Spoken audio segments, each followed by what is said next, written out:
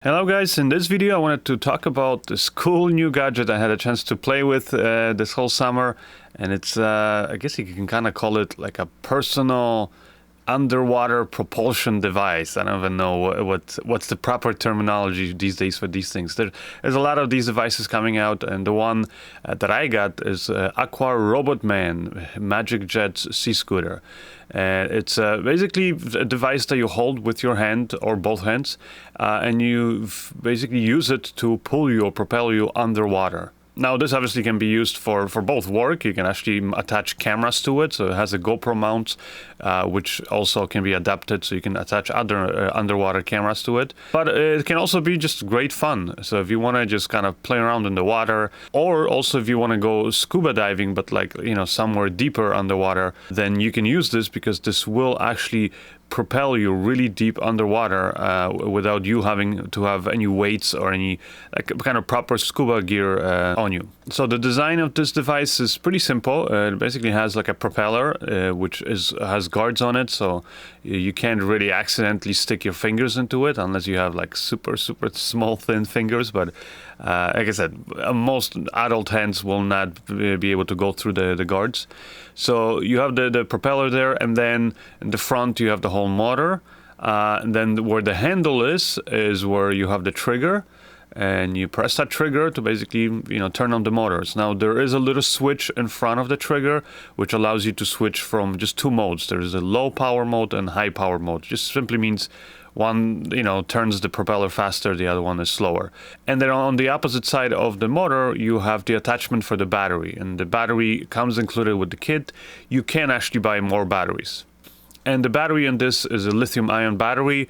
The connection to the whole device is very secure, so you don't have to worry about it short-circuiting or electrocuting you or anything like that. And I've used this, like I said, for the whole summer, kind of both for doing some work, but mostly for playing, to be honest. And it's really fun. Somebody like me, and I would say an average build. I'm 5'11", around 160 pounds. It takes me at a pretty decent speed in the high mode. So definitely when I was using this at the beginning, I would say in the high speed mode, it was just the right speed. It felt right, it felt comfortable, or I could still kind of learn to use it and maneuver with it. If you're, you know, somebody who's maybe not that comfortable underwater, you might want to switch to low mode. Now the top speed of this is actually rated at 1.8 meters per second, which is, again, it's kind of hard to, first of all, measure it, because it's going to be very drastically depending on the person. So not just your weight, but actually your body build. Like if you're somebody who's a little bit, you know, chubbier, a little bit rounder, you're going to create, obviously, a lot more friction as you're going through the water. And so you're not going to flow through the water as easily. And so then this device is not going to pull you as much. If you're somebody who's like fairly skinny like me, then it's going to pull you a little bit faster, like I said. Now, is it really fast? Because it's called the Magic Jet? No, it's not really like a jet device, you know, like a Sea-Doo or something like that. The speeds are just fun in the high mode, but if you wanted to use this to like chase some fast-moving fish or something like that, it's definitely, you know, this is not the device for you. I, for example, once I got used to using this thing and I felt very comfortable kind of maneuvering with it and, you know, going up and down, then I actually ended up finding that I kind of wish there was a third mode, like a turbo, that went even faster. Because then at those points, then I started feeling sometimes like, okay, it's taking me a while to get from point A to point B. Now, another negative I'll tell you right away is the battery size. Now, well, it's both a good and a negative thing. The good thing is it's a big battery, so it will actually last you a long time. So I've never actually once depleted a battery because, like in one single day, simply because I usually get tired and I just simply didn't want to be in the water anymore before the battery actually ran out. So that is a very good thing. And I would use it kind of on and off for about, like, each session I would jump in for maybe 10-15 minutes, and you know, you get tired because you're underwater holding your breath and that kind of stuff. And then obviously after each session I would take a bit of a break, then I would go back in, and like throughout the day I would use it maybe for around like an hour and a half. And like I said, I reached close to the end, but never completely depleted the battery. So I can't honestly tell you how long I think the battery will last, which again, keep in mind that that's going to vary depending on whether you're using it in high mode, low mode, and also depending on how much weight and what kind of person this device is pulling. So the battery is a nice, decent size. Now, here's the negative thing about this, is that because this battery is actually rated at around 150 watt hours, it's actually 22.2 volts at 7,000 milliamps. So it's a decent size, lithium-ion battery. But that's the problem with it, is if you want to travel with this, like on a plane, you do not want to put that lithium-ion battery in your checked-in luggage. Like, you can put the rest of the device in your checked-in luggage, but the battery itself you want to take in your carry-on, because of, the better air pressure and the regulated temperature in the cabin means that there's less of a chance that something bad is going to happen with this.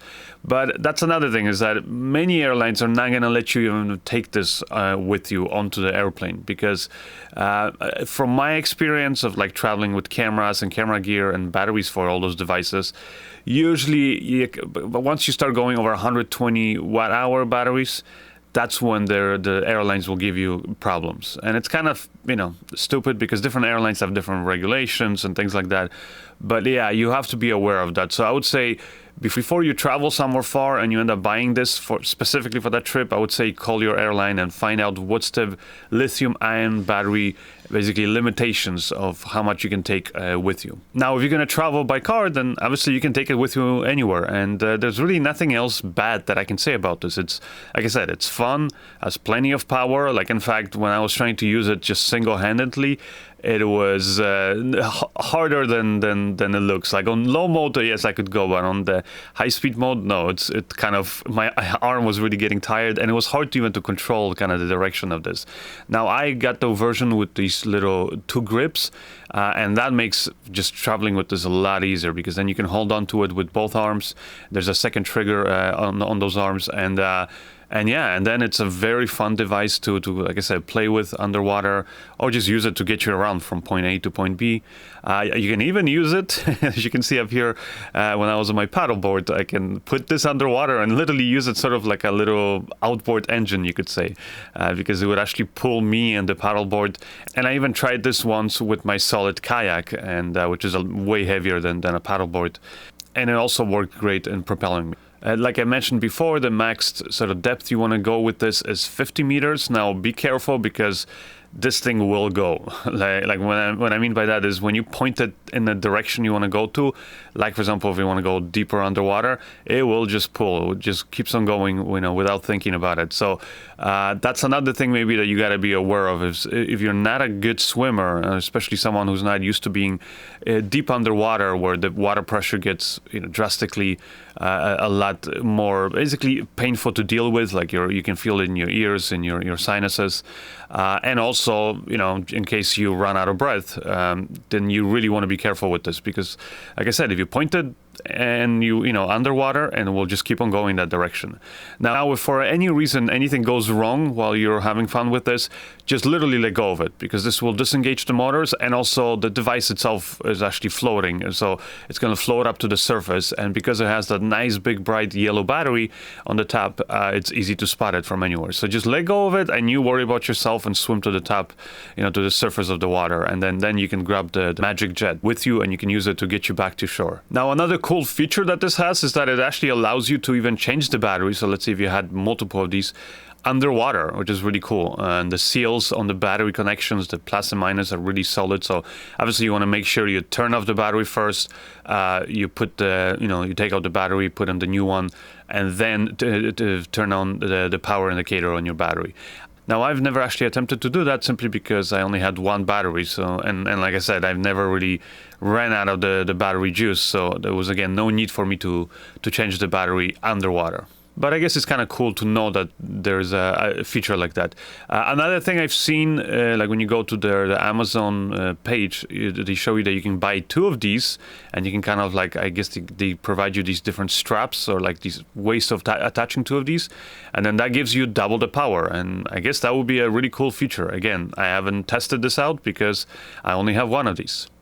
So in conclusion, like I said, it's a very cool, little fun device for the water, for the whole family, literally. As long as you can hold this thing and hold it in one direction, then it's no problem. I've had my nieces and nephews, they're around 6, 7, 8 years old, and they all played with it, no problems. They had fun with it underwater and on the surface of the water, because you definitely can have your head sticking out while you just hold the motor slightly underwater. So if you're looking for a fairly affordable but powerful little underwater propulsion device, then definitely take a look at the Magic Jet. Now, there are a few other companies making similar things for way cheaper. I've never tried those because just looking at the size of the batteries of those, it makes me think that it's probably not going to last more than like 10-15 minutes going. So I'm going to provide links to some of these so you guys can take a look at them. But again, the one that I've tested and I can honestly kind of stand behind and say it's a good, reliable device is the Magic Jet from Aqua Robot Man. I think that's the company.